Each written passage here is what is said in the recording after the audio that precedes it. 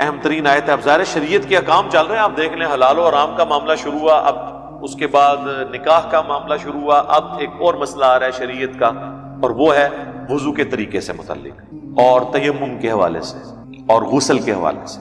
ایک ہی آیت کے اندر سب کچھ. اس پہ میں نے ڈیٹیل پچھلی قرآن کلاس جو تھی نا، جو 344 لیکچرز میں، اس میں مسئلہ 42 میرا ریکارڈ ہوا تھا اسی حوالے سے، وہ آپ دیکھ لیں.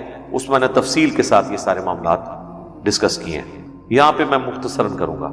یا ایھا الذین آمنوا، اے اہل ایمان، اذا قمتم الی الصلاۃ، جب تم نماز کے لیے اٹھو، تیاری پکڑو، کھڑے ہو، فاغسلوا وجوہکم، تو دھو لیا کرو اپنے چہروں کو، یعنی وضو کا طریقہ آ رہا ہے. اچھا اب اس میں تو یہی لگ رہا ہے کہ جتنی دفعہ نماز کے لیے آپ نے کھڑے ہونا ہے آپ نے وضو کرنا ہے.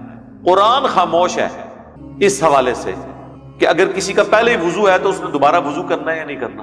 قرآن کے تحت تو یہ کہ جب نماز پڑھنے لگو تو ایک دفعہ وضو ضرور کرنا ہے. تو اس سے تو یہ بھی اشارہ ملتا ہے کہ ہر نماز کے لیے الگ وضو ہونا چاہیے.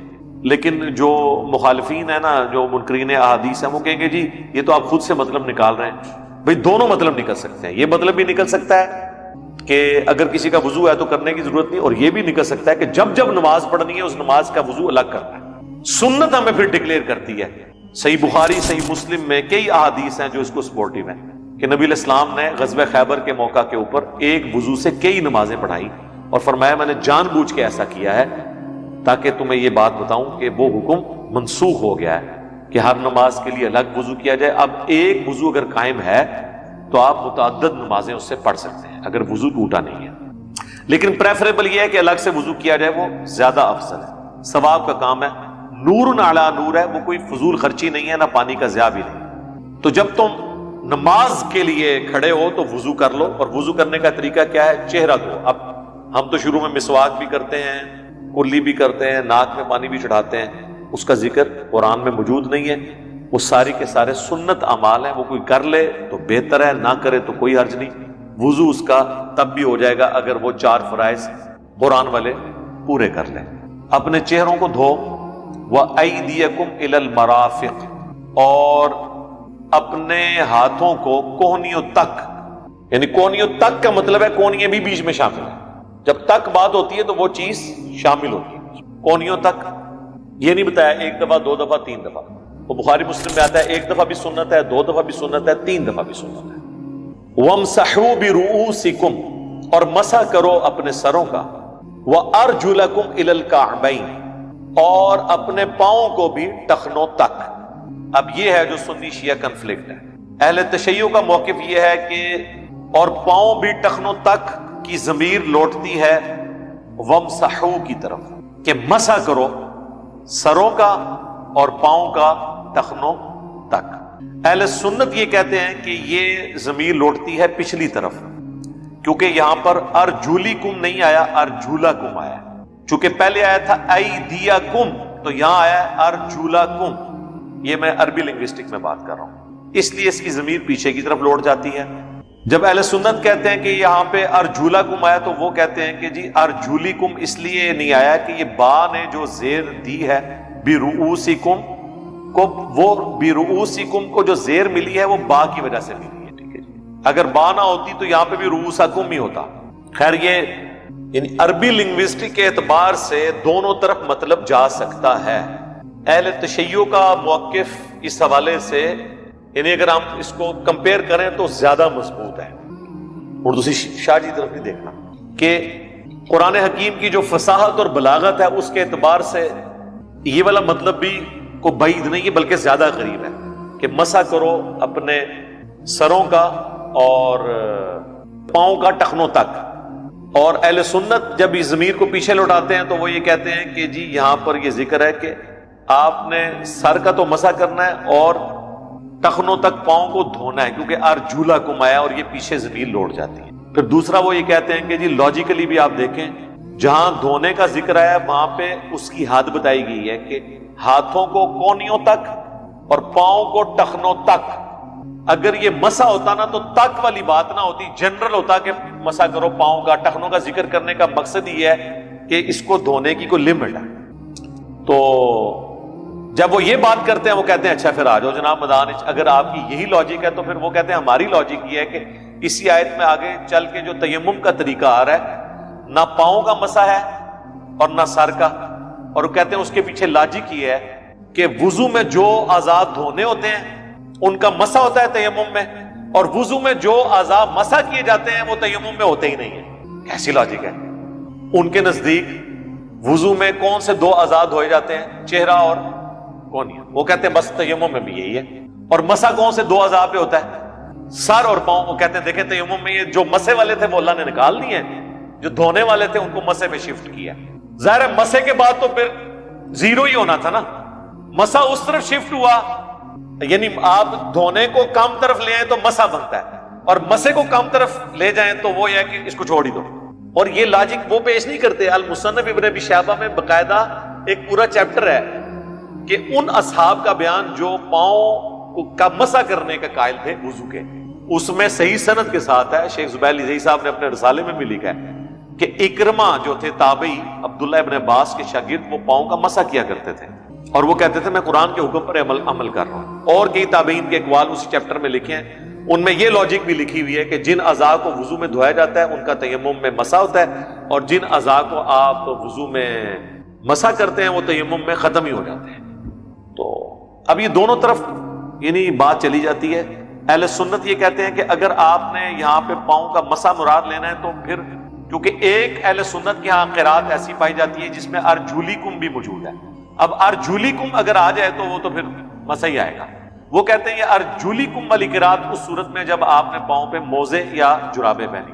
اب مجھے بتائیں اگر کسی شخص نے جرابیں یا موزے پہنے ہوئے ہیں، وہ تو پاؤں کا مسح کرے اس کا وضو ہو جائے، اور جو ڈائریکٹ پاؤں کا مسح کر رہا ہے اس کا وضو نہیں ہو رہا ان کے نزدیک۔ اگر جراب کے اوپر مسح کرنے سے وضو ہو جاتا ہے تو ڈائریکٹ پاؤں کے اوپر بھی ہاتھ پہننے سے ہو جانا چاہیے، کیونکہ جراب کے کیس میں بھی تو آپ دھو کو نہیں رہے، خفین کے کیس میں یعنی موزوں کے کیس میں بھی آپ دھو تو کوئی نہیں رہے۔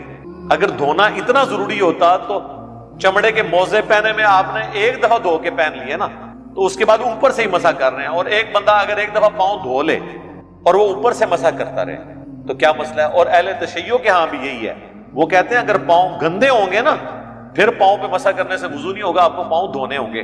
اس لیے آپ دیکھتے ہیں کہ بعض اوقات وہ آپ کو پہلے پاؤں دھوتے ہوئے نظر آتے ہیں، اور لوگ وہ کہتے ہیں وہ پاؤں سے وضو شروع کرتے ہیں۔ پاؤں سے وضو نہیں شروع کرتے، وہ بیسیکلی اپنے موزے پہن رہے ہوتے ہیں، یعنی پہلے پاؤں دھو لیا اب اس کے اوپر مسح کر لیں گے۔ باقی اہل سنت میں تو اتفاق ہے، اہل تشیع میں بھی ایک گروہ ہے زیدیہ جو یمن میں پایا جاتا ہے، وہ پاؤں دھونے کے قائل ہے، لیکن اہل تشیع کہتے ہیں یہ سنیوں کا فرقہ ہے، وہ اپنے آپ کو شیعہ سمجھتے ہیں، کہتے بھی ہیں کیونکہ وہ حضرت علی کو شیخین سے افضل مانتے ہیں اور حضرت میر معاویہ کے بارے میں سخت سٹانس رکھتے ہیں، لیکن چونکہ وہ شیخان کا بہت زیادہ احترام کرتے ہیں اور ان کے اکثر مسائل اہل سنت سے ملتے ہیں، تو اس لیے شیعہ کہتے ہیں یہ اہل سنت کا فرقہ ہے۔ بہرحال وہ زیدیہ، امام زید جو تھے وہ امام زین العابدین کے دو بیٹے تھے، امام باقر اور امام زید، اور امام زید استاد ہیں امام ابو حنیفہ کے، تو یہ ان کو فالو کر رہے ہوتے ہیں امام زید، یعنی امام زین العابدین جو امام حسین کے بیٹے تھے امام سجاد،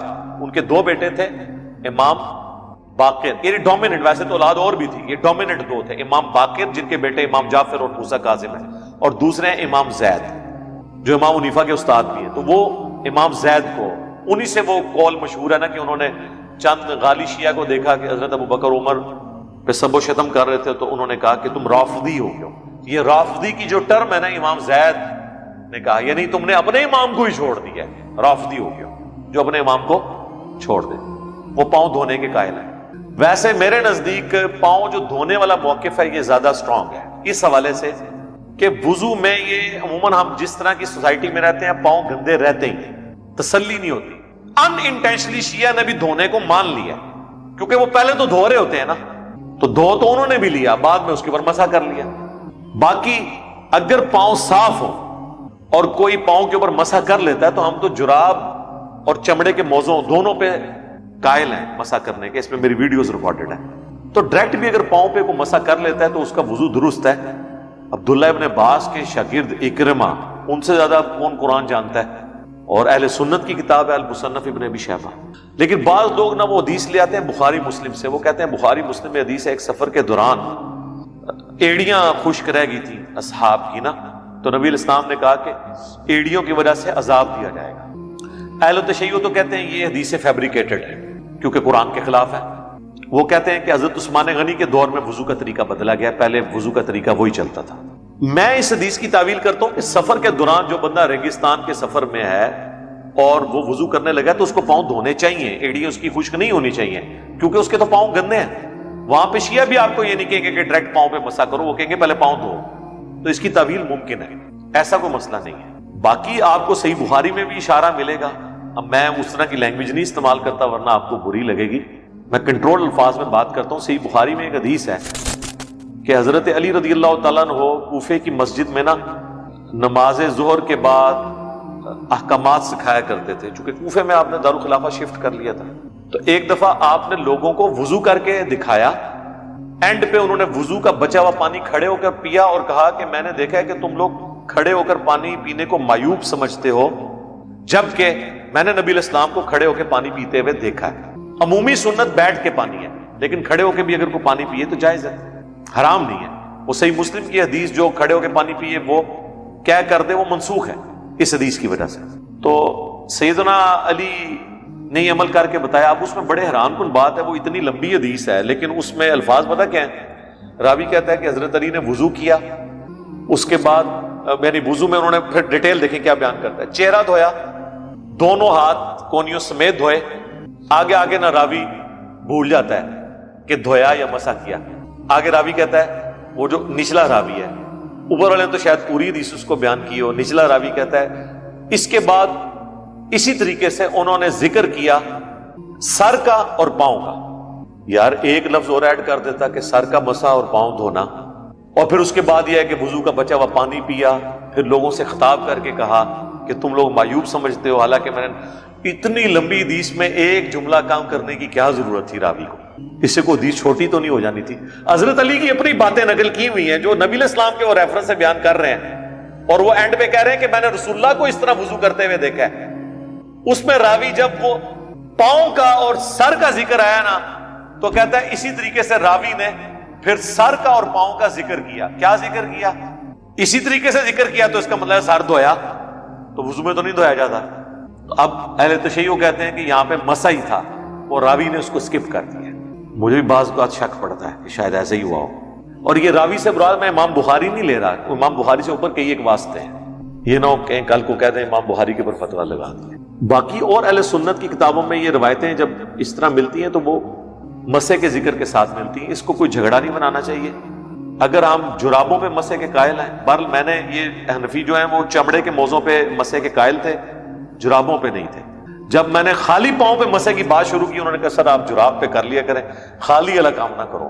جس طرح یہ یزید اور امیر شام کا مسئلہ شروع ہوا، جب ہم نے بتایا کہ یزید کو بنایا کس نے تھا، پھر جنگ صفین کو ذکر کیا، وہ کہتے ہیں جناب یزید کو گالا بھی کاٹ لو اٹھتے نہ جاؤ، تو فائدہ ہوتا ہے نا، تھوڑا سا دبانے سے کوئی بیسک مسئلہ تو مان لیتے ہیں نا۔ تو اب جو کوئی آپ سے جرابوں کے مسح کو نہ مانے تو آپ اسے کہیں کہ مصنف ابن ابی شیبہ میں ہے کہ حضرت اکرمہ تابعی جو تھے، جو بخاری مسلم کے راوی ہیں، ابن عباس کے لائق ترین شاگردوں میں سے ہیں، وہ تو ڈائریکٹ پاؤں پہ مسح کر لیتے تھے، تو وہ پھر کہیں گے نہیں جناب ڈائریکٹ نہ کرو، جراب پا کے کر لیں۔ تو یہ اسی طریقے سے اب میں وضو کر کے یہاں مسجد میں یا اپنی اکیڈمی میں ہم بیٹھے ہوئے ہیں، صاف ستھری یہ جگہ ہے، اچانک ہمیں اگلی نماز کے لیے وضو کرنا پڑتا ہے، تو یہ سمجھے آپ نے جراب اور موزہ ہی پہنا ہوا ہے، آپ کے پاؤں صاف ہیں، آپ کو مٹی میں نہیں گئے ہیں، باہر نہیں گئے ہیں، ٹھیک ہے، تو اب وضو کے لیے کوئی اٹھتا ہے تو ٹھیک ہے جا کے وہ مسح کر لے۔ یا ایک بندہ رات سردیوں میں رات کو وضو اس نے کیا اور اس میں پاؤں دھوئے ہیں، اس کے بعد وہ بندہ اپنے بسترے میں سو گیا تو بسترا صاف ستھرا ہے، صبح اٹھ کے جب وہ وضو کے لیے جاتا ہے اب وہ پاؤں نہیں دھونا چاہتا، ٹھیک ہے پاؤں کا مسح کر لے، اس میں کیا مسئلہ ہے؟ تو کوئی اتنا بڑا ایشو نہیں ہے، نہ اس کو یہ کہنا چاہیے کہ جی وضو نہیں ہوگا۔ تو امام ترمذی نے باقاعدہ نقل کیا کہ امام حنیفہ نے جس مرض میں وفات پائی اس میں انہوں نے جرابیں پہن کے جو ہے ان کے اوپر مسح کیا اور کہا کہ میں پوری زندگی اس کا قائل نہیں تھا، میں صرف چمڑے کے موزے کا قائل تھا، لیکن حنفی آج تک کہہ رہے ہیں چمڑے کے ہوں چمڑے کے ہوں، حالانکہ امام ترمذی نے جراب بھی نقل کیا، وہ کہتے ہیں نہیں جی وہ جراب تو ہے لیکن جراب تھوڑی موٹی ہو۔ ہم کہتے ہیں جی موٹی ہوتی ہے ہماری جراب، کتنی موٹی کرنی جے، اتنی موٹی ہو نا کہ جسم نظر نہ آئے، وہ کہتے ہیں نہیں جراب پہن کے آپ اتنے کلومیٹر تک چل سکتے ہو، جراب کے ساتھ نہیں چلے جاتا. تو پھر ہم پکی دیتے ہیں کہ اگر آپ کو کپڑے پہ چیڑا ہے نا مسح کرنے کی، تو بخاری مسلم میں تو حدیث ہے نبی علیہ السلام نے پگڑی پہ بھی مسح کیا ہے، اور پگڑی جو ہے وہ چمڑے کی نہیں ہوتی تھی، کپڑے کی ہوتی تھی. کو بات کریں، خام خواہ دین کو مشکل بنایا. یہ کوئی ایسے مسئلے نہیں جن کے اندر آپ جو ہے نا وہ ضد کریں اور لوگوں کو ابھاریں اس بات کے اوپر کہ وہ اس کو ضد بنائیں. شیعہ نے بھی جو ضد بنائی ہوئی ہے نا کہ وہ کہتے ہیں جی اہل سنت جو ہیں وہ قرآن کی تحریف کر رہے ہیں. نہیں، آپ عربی لنگوسٹک جاننے والے جو لوگ ہیں ان سے پوچھ لیں کہ اہل سنت جو ترجمہ کر رہے ہیں یہ بھی ترجمہ بن سکتا ہے. ہاں اس پہ میں مانتا ہوں کہ اگر ہم ریشو کیلکولیٹ کریں تو 60% شیعہ کے حق میں پلڑا مضبوط ہے اور 40% اہل سنت کے حق میں، یا 30% کہہ لیں اہل سنت کے حق میں اور 70% شیعہ کے حق میں. لیکن یہ نہیں ہے کہ یہ جو ترجمہ اہل سنت کر رہے ہیں یہ ترجمہ بنتا کوئی نہیں. یہ وہ مانتے ہیں کہ یہ ترجمہ بھی بن سکتا ہے، لیکن وہ کہتے ہیں قرآن کی فصاحت تقاضا کرتی ہے کہ وہ ترجمہ بنایا جائے جو قریب قریب ہے، کہ مسح کرو سر کا اور پاؤں کا ٹخنوں تک. ہم نے تو خیر یہ مسئلہ ہی ختم کر دیا ہے میرے بھائی. آپ نماز پڑھیں صحیح وضو کر کے، آپ اس طرح کے جھگڑوں میں نہ پڑیں اور اس کو زیادہ مصیبت نہ کھڑی کریں. وَإِن كُنتُمْ جُنُبًا، اور اگر تم جنبی ہو، فَطَّهَّرُوا، تو تم پھر طہارت حاصل کر لو. اب غسل کا طریقہ نہیں آیا، وہ بخاری مسلم میں موجود ہے کہ آپ نے پورا جسم دھونا ہے، اس میں پہلے نماز کا سا وضو کرنا ہے اور اس کے بعد اینڈ پہ آپ نے پورے جسم کو دھو لینا ہے. وہ پوری تفصیلات میں نے ویڈیوز میں بیان کی، آج میں اس کو سکپ کر رہا ہوں. اس میں ایک چیز ضرور ہے، صحیح مسلم میں موجود ہے نبی علیہ السلام ایک مد پانی سے وضو کر لیتے تھے، اور ایک مد بنتا ہے آلموسٹ آدھا کلو یا 600 گرام، اور پانی کے اعتبار سے دیکھا جائے تو ہاف لیٹر کی بوٹل سے نبی علیہ السلام وضو کر لیتے تھے. اور ایک سا جو پانی ہے آلموسٹ آپ سمجھ لیں 4 کلو گرام، اس سے آپ غسل کر لیا کرتے. تو اب ظاہر یہ ایک مشکل ہے. اب جس طرح کا مؤنفیوں نے وضو بتایا وہ تو ایک بالٹی سے بھی نہیں ہوتا. وہ کہتے ہیں نہیں داڑھی اگر کسی، اب میری داڑھی کو بھی وہ گنی نہیں مانتے، وہ کہتے ہیں ایک ایک بال اس کا. واضح بخاری مسلم ہے کہ نبی علیہ السلام نے صحابہ نے ایک ایک بار پانی لیا ہے ایک عضو دھونے کے لیے. اب چہرے کے لیے اگر ایک دفعہ پانی لیا ہے تو اس سے کہاں داڑھی پوری دھل سکتی ہے؟ وہ صرف خلال ہی کریں گے. 3 دفعہ والی بھی حدیث ہے، 3 دفعہ بھی آپ پانی لے لیں تو کہاں پہ یہ داڑھی اس طرح کی دھلتی ہے جو یہ بتاتے ہیں. بس یہ جو ظاہری چہرہ ہے کافی ہے، خلال کریں آپ. باقی وہ جو عربی وہ اتنی سی گلاسی سے وضو کرتے ہیں وہ بھی غلط ہے. وہ دھونا نہیں ہے، وہ چپڑنا آتا ہے، وہ نہیں اس طرح نہیں، وہ تو مسح ہی ہو رہا ہے. تو اس میں زیادہ غلوب نہیں کرنا چاہیے. تو غسل جنابت بھی پورے جسم کو آپ نے دھو لیا. اگر آپ تالاب میں ڈبکی ماریں آپ کے لیے پاکیزگی ہے. حنفی کہتے ہیں نہیں، کلی اور ناک یہ واجب ہے، فرض ہے، ظاہری بدن پہ بہانا کافی ہے. کلی اور وہ کرنا سنت ہے، جس طرح وضو کے اندر سنت. جب وضو کے اندر وہ فرض نہیں تو غسل کے اندر کہاں سے فرض آپ نے وہ داخل کر دیا؟ ظاہری جسم کے اوپر پانی بہانا ہے. اور اس میں بھی نبی علیہ السلام کے بارے میں آتا ہے کہ آپ پاؤں جو ہیں وہ غسل خانے سے الگ ہو کے دھوتے تھے، کیونکہ پاؤں میں پانی جمع ہوتا تھا، کچے فرش ہوتے تھے، کیچڑ ہوتی تھی. اب شلوار تو آپ علیہ السلام استعمال نہیں کرتے، آپ تو تہمد استعمال کرتے. تو تہمد تو آپ پہن سکتے ہیں اگر آپ کے پاؤں گندے ہیں، شلوار نہیں پہن سکتے ورنہ تو وہ ساتھ لگ جائے گا. اگر آپ نے اس سنت پہ عمل کرنا ہے پھر آپ کو تہمد پہن کے باہر نکلنا پڑے گا. باہر نکل کے پاؤں دھوئیں اور پھر جا کے شلوار پہن لیں. اور ویسے ہمارے جو ٹوائلٹس ہیں اس میں تو نیچے گندگی جمع ہی نہیں ہوتی، ٹائلیں لگی ہوتی ہیں، پانی ویسے ہی بہ جاتا ہے، وہ پاک ہی ہوتا ہے، تو اس میں کوئی اتنا ایشو نہیں ہے. وَإِن كُنتُم مَرْضَىٰ، اور اگر تم ہو مریض، او علی سفر، یا سفر پر ہو. سفر میں ظاہر ہے کہ کیٹاسٹرافک کنڈیشن ہو سکتی ہے، مریض ہو اور سفر میں. اور اسی میں اگر کوئی شخص بالکل آخری 5 منٹ میں اٹھا ہے اور اب وضو یا غسل کرے گا تو وہ نماز تو نہیں پڑھ سکتا، پھر وہ تیمم کر سکتا ہے. مریض ہے تو پانی سے تکلیف بڑھنے کا اندیشہ ہے، جس طرح ابو داؤد میں ابن ماجہ میں حدیث ہے، ایک صحابی کو سر میں زخم لگا، وہ جنبی ہو گیا، تو صحابہ سے اس نے مشورہ کیا تو انہوں نے کہا نہیں تو غسل اتار. وہ بیچارہ نہایا اور فوت ہو گیا. نبی علیہ السلام کے پاس شکایت ہے، آپ نے کہا تم نے بندہ مار دیا یار، اگر تمہیں علم نہیں تھا تو کسی سے پوچھ لیتے، یہ تیمم کر لیتا. تو مطلب علم سے انسان کو فائدہ ہوتا ہے. اس طریقے سے بخاری مسلم میں آتا ہے کہ ایک صحابی تھے، ان پہ غسل فرض ہوا تو وہ مٹی میں اپنے آپ کو لوٹ پوٹ کر رہے تھے. تو آپ نے فرمایا کہ پورے جسم کے اوپر کوئی مسح کرنا ضروری نہیں ہے، جو وضو کے لیے مسح ہے نا وہی آپ تیمم کے لیے کر لیں. تیمم کر لیں غسل کے لیے تو آپ کا پورا غسل اتر جائے گا. پورے جسم پہ نہیں کرنا، بس وہی چہرہ اور ہاتھ، بس ختم. تو یہ بڑی آسانی ہے. تو اللہ تعالیٰ ہمارا مریض ہو، سفر پر ہو، او جاء احد منکم من الغائط، یا تم میں سے کوئی قضائے حاجت نچلی جگہ سے آیا ہے. قضائے حاجت کے لیے لوگ دور جاتے تھے، تو قضائے حاجت سے آیا ہے، ظاہر ہے اب اس نے نماز کے لیے وضو کرنا ہے. او لامستم النساء، یا اس نے اپنی بیوی کو چھوا ہے، اور یہاں چھونے سے مراد تعلق قائم کرنا ہے، تو ظاہر جنبی ہے. فلم تجدوا ماء، اور وہ پانی نہ پائے، فتیمموا، تو وہ تیمم کر لے، یعنی ایسی صورت میں وہ تیمم کر سکتا ہے. صعیدا طیبا، پاکیزہ مٹی کے ساتھ، گندی مٹی کے ساتھ نہیں. اور جتنی مٹی آپ کے سامنے ہے پاکیزہ ہے، جب تک آپ کو یقین نہ ہو اس میں کوئی گاندہ ہے. سب سے پاکیزہ مٹی وہ ہے جو دیواروں پہ لگی ہوئی ہے. ٹرین کی بھی دیواروں پہ پاکستان میں تو آپ کو مل جائے گی، اندر نہیں تو باہر تو ملے گی. بس وہ اتنی خاک کافی ہے جو آپ ہاتھ رکھیں نا امپریشر بن جائے. تو بس یہ نہیں ہے کہ وہ ہاتھ پہ لگنی ضروری ہے. مٹی کے ڈھیلے پہ بھی ٹچ کیا، اس کے بعد چہرے پہ یوں ایک بار کیا، پھر ٹچ کیا، دایاں اور بایاں ہاتھ اس میں کیا، تیمم بھی ہو گیا، غسل بھی ہو گیا، وضو بھی اتر گیا، اور آپ نماز پڑھے. تو مٹی سے فمسحوا، مسح کرو، بوجوہکم، اپنے چہروں کا، وایدیکم من، اور اپنے بازوؤں کا. اب یہ دیکھ لینا یہاں پہ سنیوں کا مقدمہ مضبوط ہو جاتا ہے. اس میں اب زیر آ گئی ہے، وہ با والی جو زیر تھی آگے بھی ٹرانسفر ہوئی ہے. دیکھا آپ نے، بوجوہکم وایدیکم نہیں آیا، ایدیکم آیا. تو وہاں پہ بھی اگر برؤوسکم وارجلکم ہوتا نا تو مسح والی طرف جا سکتا تھا. یہ بھی وہ پیش کرتے ہیں اہل سنت اپنے حق میں. اب میرے لیے اہل سنت بھی وہ ہیں اور اہل تشیع بھی وہ ہیں. کیوں؟ کیونکہ نہ میں وہابی نہ میں بابی، میں ہوں مسلم علمی کتاب. تو دونوں کے دلائل میں ذکر کر رہا ہوں. ما یرید اللہ لیجعل علیکم من حرج، اللہ تعالیٰ نہیں چاہتا کہ تمہارے لیے کوئی تنگی کرے. ولکن یرید لیطہرکم، بلکہ اللہ تو چاہتا ہے کہ تم پاکیزہ بنو. ولیتم نعمتہ علیکم، اور وہ اپنی نعمت تم پر مکمل کر دے، تمام کر دے، پوری کر دے. لعلکم تشکرون، تاکہ تم اس کا شکر ادا کر سکو. تو یہ یعنی اللہ تعالیٰ نے یہ بتایا کہ شریعت جو ہے وہ نعمت ہے تمہارے لیے، اور اس میں آسانی ہے. آپ دیکھیں لوگ کہتے ہیں جتنا علم پڑھیں گے نا اتنی مشکل ہوگی. حالانکہ اسلام کی ڈاکٹرن یہ ہے کہ آپ جتنا علم حاصل کریں گے اتنی آپ کے دین کے معاملے میں آسانی ہوتی جائے گی. آپ کو پتہ چلے گا اچھا یہ اتنا بھی مسئلہ نہیں ہے، اس میں یہ بھی ہو سکتا ہے، اس میں یہ بھی ہو سکتا ہے. آپ دیکھیں نا کتنی آسانی ہے. اب کئی لوگ ہیں بیچارے جنہوں نے سردیوں میں 1 نمبر کے بڑے بوٹ خریدے ہوئے تھے چمڑے کے موزے پہننے کے لیے. پھر وہ کہتے تھے ہم چلیں گھر تو پہن لیں گے، دفتر میں ہم جائیں گے تو کیا لگیں گے. ہم نے بتایا میرے بھائی نہیں، جرابوں والی حدیثیں بھی ہیں، کم از کم 5 صحابہ سے ثابت ہے. صحابہ کا اجماع ہے کہ جراب پہ بھی مسح ہو جائے گا. ابو داؤد میں، ترمذی میں، مصنف ابن ابی شیبہ میں آثار احادیث موجود ہیں. اب لوگوں کو آسانی ہو گئی ہے. میرے خود پاؤں سردیوں میں بڑے خراب ہو جاتے تھے. ظاہر ہے سردیوں میں آپ پاؤں پھر اتنے اہتمام سے ان کو دھونا، پھر خشک کر کے، پھر بھی کہیں نہ کہیں آپ کو پاؤں پھٹ جاتے ہیں.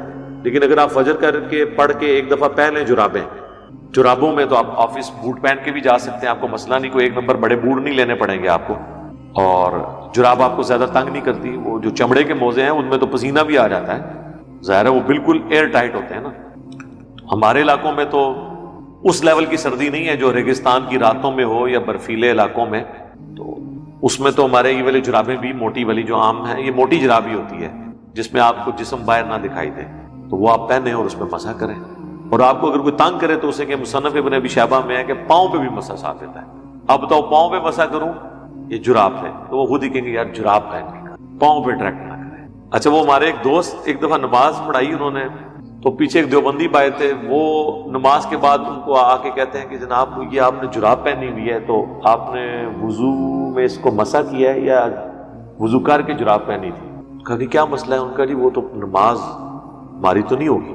تو ان کو یعنی شک پڑ گیا. وہ کہتا ہے یار تمہیں یہ شک کیوں پڑا ہے کہ میں نے اس میں مسح کیا ہوگا، میں نے وضو کرنے کے بعد بھی تو جراب پہن سکتا ہوں. کہتا نہیں سردیاں ہو سکتا ہے کیا ہو. تو اس نے بھی پھر اس کو تپایا، اس نے کہا میں نے نہیں بتانا. اب ان کے لیے اگلا وہم ان کو ڈالیں آپ، دیابنا کو.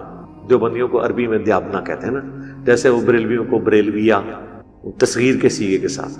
تو دیابنا ہو یا بریلویہ ہو حنفی، آپ ان کو کہیں کہ اگر کوئی بندہ آج کل بغیر جراب کے ننگے پاؤں میں نماز پڑھا رہا ہو نا، تو کوئی پتہ نہیں اس نے پاؤں کا ہی مسح کیا ہو. کیونکہ کئی لوگ اب پاؤں پہ مسح کرنے کے قائل ہو چکے ہیں. لہٰذا اب ننگے پاؤں کسی کا نماز پڑھانا اس بات کی دلیل نہیں ہے کہ اس نے پاؤں دھوئے بھی ہوئے ہیں کہ نہیں. ہو سکتا ہے اس نے اوپر گیلا مسح کیا ہو، لہذا کڑ کڑ کے مر جاؤ، یا قرآن و حدیث پہ آ جاؤ۔ اگلا وہم بھی ڈال دیتے ہیں نا، زیادہ وہم ڈالیں گے تو ایک وقت ہے وہ کہیں گے یار چھوڑو بس ٹھیک ہے جس طرح کرو، یہ آ جاتی ہے اسٹیج پھر بندے میں۔ تو سر جراب کو چھوڑ دے، جراب کے بغیر بھی کوئی نماز پڑھا رہا ہے تو عین ممکن ہے کہ اس نے حدیث پہ عمل کرتے ہوئے پاؤں کا مسح کیا ہو ڈائریکٹ، اس کو تو آپ نہیں پکڑ سکتے، لہذا اتنا بھی اس نے ذہن نہ رکھے۔ باقی کتابوں میں نے ابو داؤد ابھی دیوبندیوں نے ایک چھاپی ہے، اس میں انہوں نے لکھ دیا کہ ہم جرابوں میں مسح کے قائل ہیں، لیکن پبلک کو ابھی تک نہیں بتا رہے، پبلک کو وہی کہانی کرائی گئی ہے تاکہ پبلک مشکل میں پڑے رہے اور ان کے چمڑے کے موزے بکتے رہے۔ ظاہر جراب تو چائنا نے بنا دی، یہ 15-20 روپے کی، چمڑے کا موزہ آپ کو 200-250 روپے کا ملتا ہے، ٹھیک ہے۔ چمڑے کا موزہ ان کی اپنی فیکٹریوں میں تیار ہوتے ہیں جہاں پہ 7 رنگوں کی پگڑیاں تیار کرتے ہیں، اور وہ ایسے مشکل رنگ آپ کو بتا رہے ہوتے ہیں جو مارکیٹ سے ملیں گے بھی نہیں، جب ملیں گے تو بہت مہنگے۔ وہ ایک کلر نکالا ہوا ہے اسموک گرے کلر۔ اب اسموک گرے کلر کا اگر آپ کاٹن کا جوڑا ہی خریدیں گے تو اس میں سے پگڑی بنے گی۔ عام حالت میں آپ پگڑی کے لیے جائیں گے تو وہ کہیں گے نہیں آئیں آپ ہمارے مکتبے پہ آپ کو مل جائے گی پگڑی۔ 7 رنگ آج اناؤنس ہوئے ہیں، اگلے دن مارکیٹ میں اویلیبل ہیں۔ اس کا مطلب ہے کہ 1 مہینہ پہلے پلان کیا ہے کہ ہم یہ 7 رنگ اناؤنسمنٹ کریں گے، اور وہ رنگ انہوں نے پرنٹ کروائے، پورے ملک کے اندر بھیجے تاکہ لوگ جو ہے نا وہ پھر خریدیں، اور عجیب و غریب قسم کے کلر ہیں، تو وہ کلر آپ کو وہیں سے ہی ملیں گے، باہر سے نہیں ملیں گے۔